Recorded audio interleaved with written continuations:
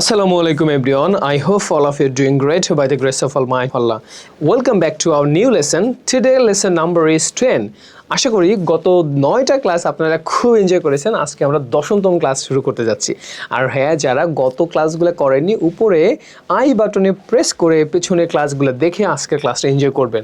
আমাদের এটা কোনো শুধু অনলাইন ভিডিও ক্লাস না, এটা হলো কমপ্লিট একটা কোর্স। এই কোর্সটা যদি আপনি ফার্স্ট টু লাস্ট করেন, বিলিভ মি, আপনার জীবন পরিবর্তন হয়ে যাবে। আর যাদের কাছে আমার এই বই কম্বো সেটটি নাই, দ্রুত বইটি অর্ডার করে আপনি আপনার ক্লাস শুরু করুন। যদি সামনে বই থাকে আর যদি সামনে রাজন স্যার থাকে, বিলিভ মি, তার রিয়েল ক্লাসের মতো ফিল করবেন। So why are you waiting? চলুন তাহলে আমাদের ক্লাসটা শুরু করি। আমাদের আজকে হলো কন্টিনিউয়াস, পাস্ট কন্টিনিউয়াস। গত ক্লাসটাতে আমরা শিখেছিলাম প্রেজেন্ট কন্টিনিউয়াস, আজকে আমরা শিখতে যাচ্ছি পাস্ট কন্টিনিউয়াস। কীভাবে অতীতের কথাগুলো দ্রুত ইংরেজিতে বলা যায় আজকে আমরা শিখব। আর হ্যাঁ, যাদের কাছে বইটি নেই, দ্রুত বইটি ইংলিশ ফ্যান্টাসির ওয়েবসাইট অথবা বিভিন্ন প্ল্যাটফর্মে পাওয়া যাচ্ছে, আমরা বইটা সংগ্রহ করব। আর অবশ্যই when you will start any class, definitely you have to take a piece of paper and pencil, otherwise আপনি ক্লাসটা ভালো করে এনজয় করবেন না। ওকে, পাস্ট কন্টিনিউয়াস, আমি গত ক্লাসটাতে বলেছিলাম কন্টিনিউয়াস মানেই হলো ভার্বের সাথে আইএনজি। কন্টিনিউয়াস, পাস্ট কন্টিনিউয়াস, অতীতে কোনো কাজ চলছিল বোঝালে পাস্ট কন্টিনিউয়াস টেন্স হয়। বাংলা চেনার নিয়ম সাধারণত ছোটোকালে যেটা পড়ে আসছি, যেহেতু এটা একটা বই সেহেতু আমি একটু আলোচনা করি, আদারওয়াইজ এগুলো প্রয়োজন বেশি হয় না। যেমন ছিল, ছিলে, ছিলাম অথবা তে ছিল, তেছিলে, তেছিলাম প্রভৃতি থাকলে সাধারণত পাস্ট কন্টিনিউয়াস টেন্স হয়। বাংলা চেনার, ইংরেজিতে চেনার নিয়ম yesterday, at that moment, while, all day, yesterday, এগুলো হলে সাধারণত পাস্ট টেন্স হয়। চলুন আমরা এবার আমাদের রিয়েল টপিকটা দেখি, কিভাবে বাক্য গঠন হয়। এখানে ডায়াগ্রাম 1-এ দেওয়া আছে, আপনারা একটু দেখে নেবেন, এটা আপনাদের সেলফ স্টাডি থাকবে। যেমন এটার গঠন প্রণালী হলো সাবজেক্ট ওয়াজ ওয়্যার ভার্বের সাথে আইএনজি অবজেক্ট। এটাকে নেগেটিভ করার সময় ওয়াজ ওয়ান, ওয়াজ নট অথবা ওয়্যার নট ভার্বের সাথে আইএনজি। প্রশ্নবোধক করার সময় ওয়াজ ওয়্যার সাবজেক্ট ভার্বের সাথে আইএনজি। নেগেটিভ প্রশ্ন করার সময় ওয়াজেন্ট অথবা ওয়ারেন্ট সাবজেক্ট ভার্বের base from object. WH word দিয়ে বড় বড় বাক্য তৈরি করা যায়। এটা হলো একটা বেসিক ধারণা। আমরা একটু ক্লাসে ঢুকবো, ওটা আমাদের মেইন টপিক না। মেইন টপিক হলো এটা, দ্যাট মিনস কীভাবে আপনি বাক্য তৈরি করবেন। আমি শেখাতে চাই বাক্য তৈরি করা। ফর এক্সাম্পল, আমরা আজকের সেশনে আমরা শিখবো হলো কন্টিনিউয়াস, পাস্ট কন্টিনিউয়াস। যেমন আমি যাচ্ছিলাম, আমি খাচ্ছিলাম, আমি ঘুমাচ্ছিলাম, আমি পড়ছিলাম, that is the part of past continuous tense. অতীতের মতো যেটা আমরা পড়েছিলাম, আই, আমি, উই, আমরা, ইউ, তুমি, ইউ, তোমরা, দে, তারা, হি, সে, সি, সে, ইট, রোহি, ইহা, মিম, মিম, মিম একজন ব্যক্তির নাম, এগুলো হলো পার্সন। আমি যাচ্ছিলাম, ইংরেজিটা কী হবে? আই ওয়াজ গোয়িং, আমি যাচ্ছিলাম, কন্টিনিউয়াস মানে আইএনজি। আচ্ছা, আমি লিখছিলাম, আই ওয়াজ রাইটিং, আমি একটা চিঠি লিখছিলাম, I was writing a letter, I was writing a letter, আমি একটা চিঠি লিখছিলাম। ফাইন, আমরা লিখছিলাম, উই ওয়ার রাইটিং, আমরা লিখছিলাম। এখন কি কোনো টেনশন আছে স্যার কোথায় ওয়াজ হবে কোথায় ওয়ার হবে? বারবার ভুল করি, অনেক বেশি ভুল করি আমরা। আর হ্যাঁ, আপনি যদি চারটা মনে রাখেন, অটোমেটিকলি মনে রাখবেন কোথায় ওয়াজ হবে কোথায় ওয়ার হবে। একটা ছোট্ট সূত্র দিয়ে দেই, একজন হইলে ওয়াজ, দুইজন হইলে ওয়ার, শেষ। যেমন আইর পরে ওয়াজ, হির পরে ওয়াজ, শির পরে ওয়াজ, এগুলো কি একজন। আর যদি বলে দুইজন, উই, আমরা, ইউ, তুমি বা তোমরা, প্লুরাল বোঝায়, দে, তারা, এগুলো দুজন বোঝায়, সেক্ষেত্রে এদের পরে সবসময় ওয়্যার বসবে, ঝামেলা শেষ। ওকে, তো বলো, আমরা যাচ্ছিলাম, উই ওয়ার গোয়িং, আমরা ধানমন্ডি যাচ্ছিলাম, we were going to Dhanmondi. সে যাচ্ছিল, হি ওয়াজ স্লিপিং, সে ঘুমাচ্ছিল, সে রাতে ঘুমাচ্ছিল, he was sleeping at night, সে রাতে ঘুমাচ্ছিল। সে ইংরেজি শিখছিল, হি ওয়াজ লার্নিং ইংলিশ। তারা ইংরেজি শিখছিল, দে ওয়ার লার্নিং ইংলিশ। নতুন নতুন বাক্য খালি প্র্যাকটিস করবেন। আমি চাই আপনাদের একটা রাস্তা ধরাই দিতে। আপনি যদি রাস্তা ধরতে পারেন আপনি হাঁটতে পারবেন, আর যদি রাস্তাটাই না ধরতে পারেন আপনি বিলিভ মি হাঁটতে পারবেন না, দৌড়াতেও পারবেন না। আমি চাইবো রাস্তাটা ধরাই দিতে। ওকে ফাইন, যদি বলা হয় তুমি লিখছিলে, ইউ ওয়ার রাইটিং, তুমি আসছিলে, you were coming, that means হাবোধক বাক্যগুলো একটা পার্সন নেবেন আর এইভাবে আপনি চেষ্টা করবেন, বারবার প্র্যাকটিস করবেন, দেখবেন মুখের জড়তা নেই। এরপরে আমরা শিখব নেগেটিভ কথাবার্তা কীভাবে বলে। যেমন আমি যাচ্ছিলাম না, আই ওয়াজ নট গোয়িং, এটাকে ওয়াজ নটটাকে একসাথে কি বলা হয়, ওয়াজেন্ট বলা হয়, একসাথে ওয়াজেন্ট। যেমন আমি যাচ্ছিলাম না, আই ওয়াজেন্ট গোয়িং। আমি লিখছিলাম না, I wasn't writing.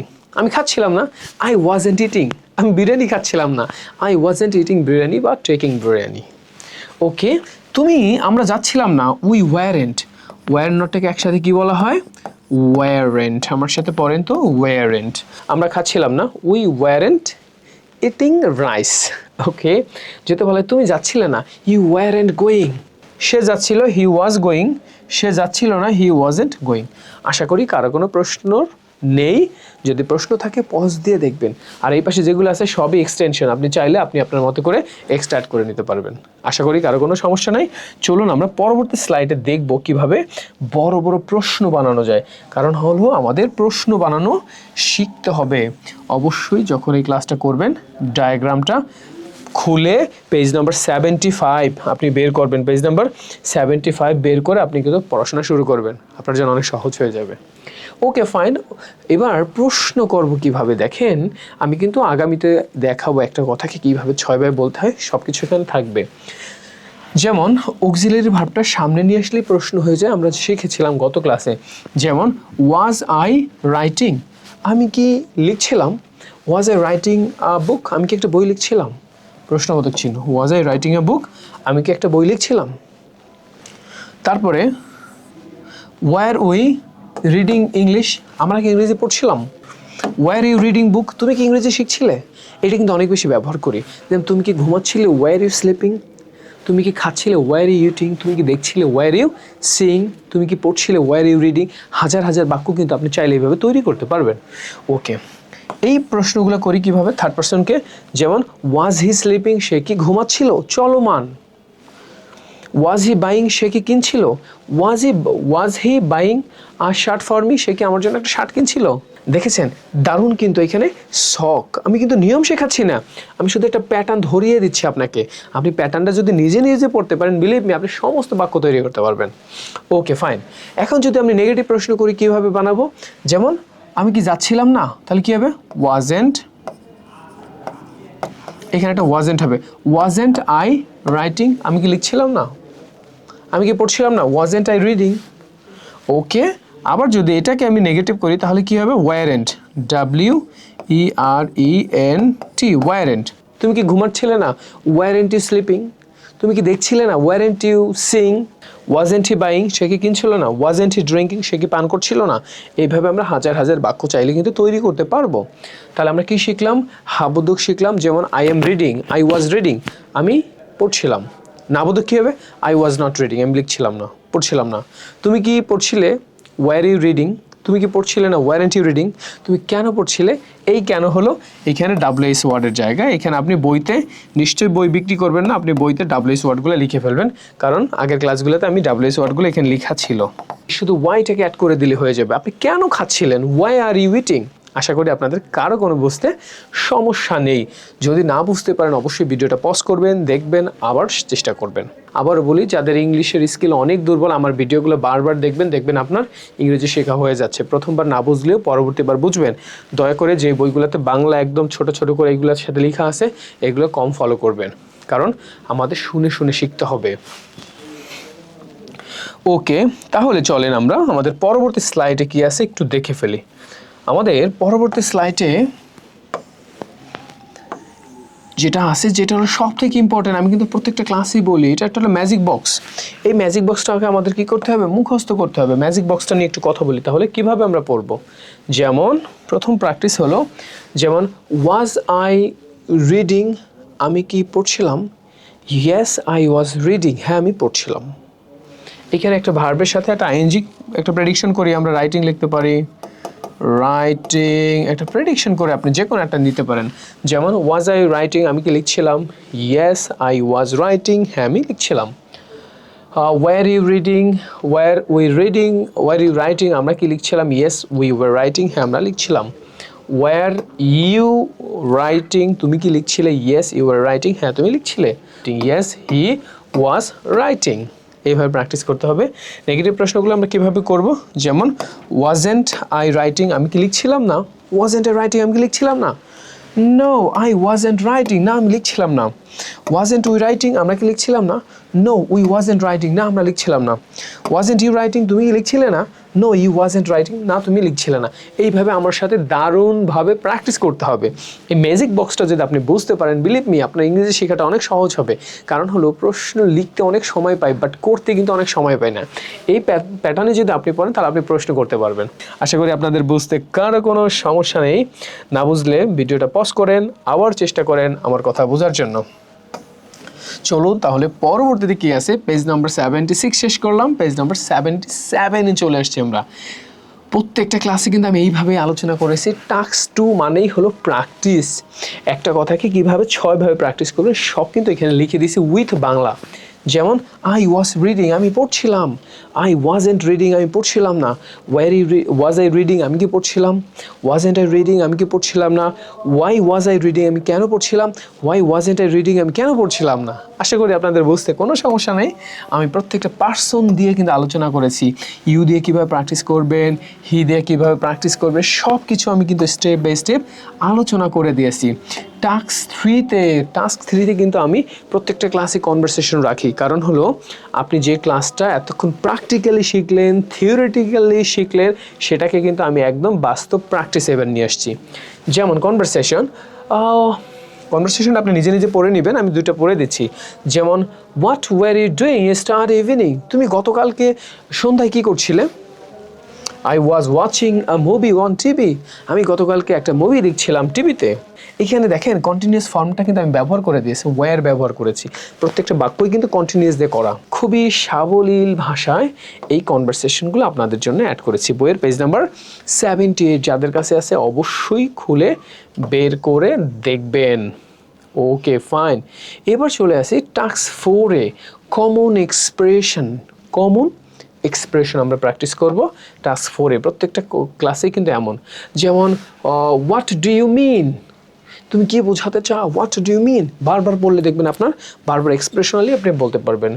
I mean ইট, আমি আসলে সত্যি বলছি। আই মিন ইট, আমি সত্যি বলছি। হোয়াট ডু ইউ থিঙ্ক, তুমি কি ভাবো বা কি মনে করো?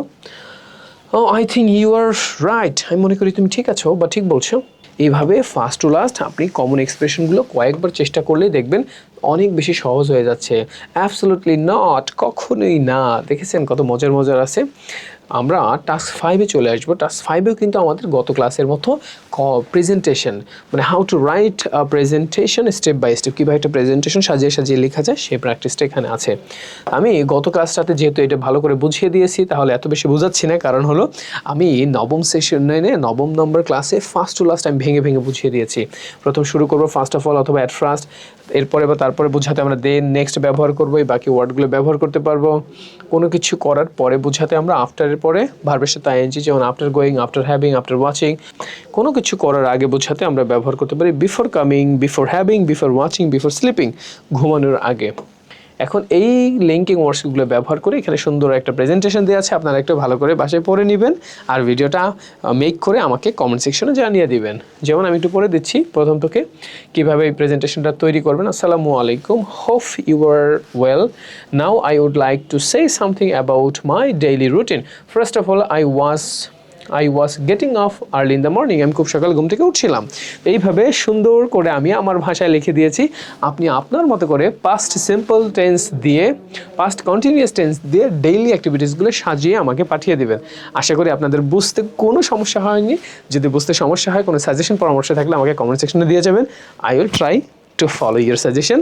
অ্যান্ড যাদের কাছে এই বই সেটটি নেই, কম্বো প্যাকেজটি নেই, তারা অবশ্যই বইটি সংগ্রহ করে প্র্যাকটিক্যালি রাজন স্যারের সাথে আপনি ক্লাসটা করে নেবেন। এটা হলো আমাদের কোর্স বই, এটা হলো আমাদের অ্যাসিস্ট্যান্ট কোর্স বই। দ্যাট মিনস ফ্রি হ্যান্ড রাইটিংয়ের জন্য 100 সেন্টেন্স প্যাটার্ন রয়েছে। যাদের কাছে বই নেই, দ্রুত বইটি সংগ্রহ করে ইংলিশ ল্যাঙ্গুয়েজে প্রো ভার্সন হয়ে যাবো আমরা। So thank you so much for watching, have a good time, see you soon in the next time. Till then take care, আল্লাহ হাফেজ, আসসালামু আলাইকুম সবাইকে।